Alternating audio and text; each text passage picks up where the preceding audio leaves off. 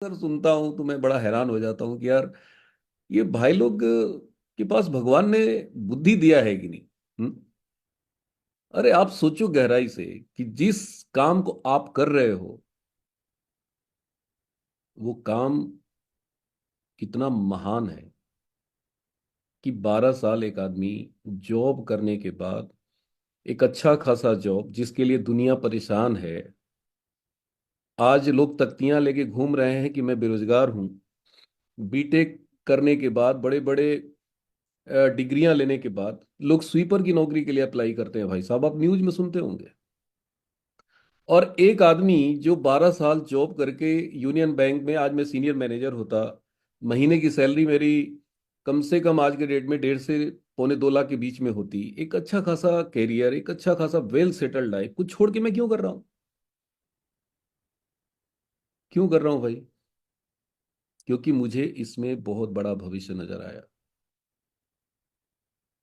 दुनिया जिसके लिए परेशान है उस काम को करके मैंने छोड़ दिया। आप कितने भाग्यशाली हो, आप कितने लकी हो कि आपको इतना बड़ा निर्णय लेने की जरूरत नहीं है कि 12 साल नौकरी करके एक आदमी छोड़ा है आरसीएम के लिए, और वो आरसीएम आपको बिना कोई कंपटीशन के, बिना कोई एग्जाम फेस किए, बिना कोई डिग्री के, बिना किसी बड़े इन्वेस्टमेंट के आपको ये अपॉर्चुनिटी मिला है। सोचिए आप कितने लकी है। लेकिन प्रॉब्लम क्या है? प्रॉब्लम है कि हम समझ नहीं पा रहे हैं हमें क्या मिला है। ये हमें खुद एहसास नहीं हो रहा है कि हमें क्या मिला है। सतीश पंडित जी की एक टेप है, उसको मैं सुन रहा था। उसमें वो बताते हैं कि एक बार एक भोलेनाथ की बहुत बड़ा भक्त था, पूजा करता था, लेकिन बहुत गरीब था। तो माँ पार्वती देख रही थी कि इतना बड़ा भक्त रोज स्नान ध्यान करके जल चढ़ाता है, भोलेनाथ की भक्ति में लीन रहता है, और फिर खाना खाता है, और इतना गरीब है, इतना इस तकलीफ में गुजर रहा है। तो माँ पार्वती ने पूछ दिया शंकर से कि भोलेनाथ, आप इसको कुछ देते क्यों नहीं? तो भोलेनाथ मुस्कुराए, बोले पार्वती तुम्हें क्या लगता है मैं इसको देना नहीं चाहता? बोले नहीं, आप बहुत कठोर दिल के व्यक्ति हैं। इतना महान भक्त, इतना बड़ा भक्त, और ये इतना गरीब है, संघर्ष कर रहा है अपने जीवन में। भोलेनाथ ने कहा कि पार्वती मैं देना तो चाहता हूं, देता हूं, लेकिन ये लेता ही नहीं। बोले ऐसा कैसे हो जाएगा? बोले देख लो तुम्हारे आंखों के सामने। वो पूजा करके जैसे ही अपने रास्ते में लौट रहा था, भोलेनाथ ने 2 किलो सोना रख दिया उसके रास्ते में, मात्र 10 कदम की दूरी पे। एक झोले में भर के 2 किलो सोना।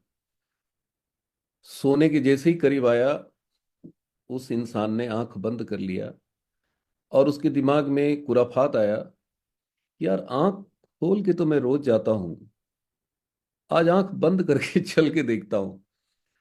और उस सोने के ऊपर पैर रख के निकल गया। पीछे से एक दूसरा आदमी आ रहा था, और वो आंख खोल के आ रहा था। जैसी उसकी नजर थैले पे पड़ी, उसने उठाया और देखा, अरे इसमें तो 2 किलो सोना है। दोस्तों इसमें क्या मैसेज है? आज से 18 साल पहले सिर्फ मुझे ही आरसीएम नहीं मिला, मेरे छोटे भाई ने मेरे को ज्वाइन कराया। मेरे को सोने की थैली दिख गया, लेकिन मेरे भाई को नहीं दिखा। हजारों लाखों लोग जुड़े आरसीएम में, लेकिन उन सब को समस्या नजर आई। लेकिन मुझे क्या नजर आया? मुझे अपॉर्चुनिटी नजर आई, मुझे अवसर दिखाई दिया। दोस्तों जिंदगी में जिस दिन आपको आरसीएम में अवसर दिखाई देने लग गया, आपको इस बिजनेस में स्टार रूपी बनने से कोई नहीं रोक सकता। Nobody can stop you.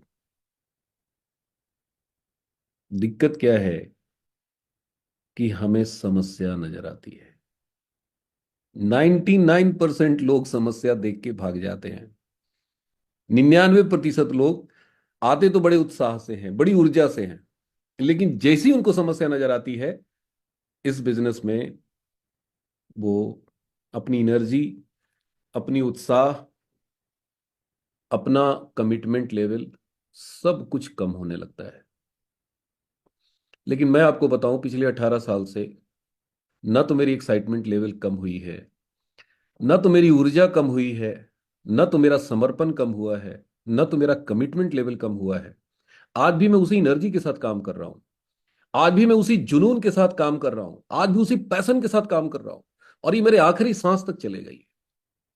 और मेरा दावा है कि जिस दिन आप में से जितने भी साथी सुन रहे हैं मेरी आवाज को, अगर ये बात मैं अपनी जेहन में धसा लें कि मुझे भी पैशन के साथ काम करना है, मुझे भी जुनून के साथ काम करना है, मुझे भी विश्वास के साथ काम करना है, कामयाबी कदम चूमेगी।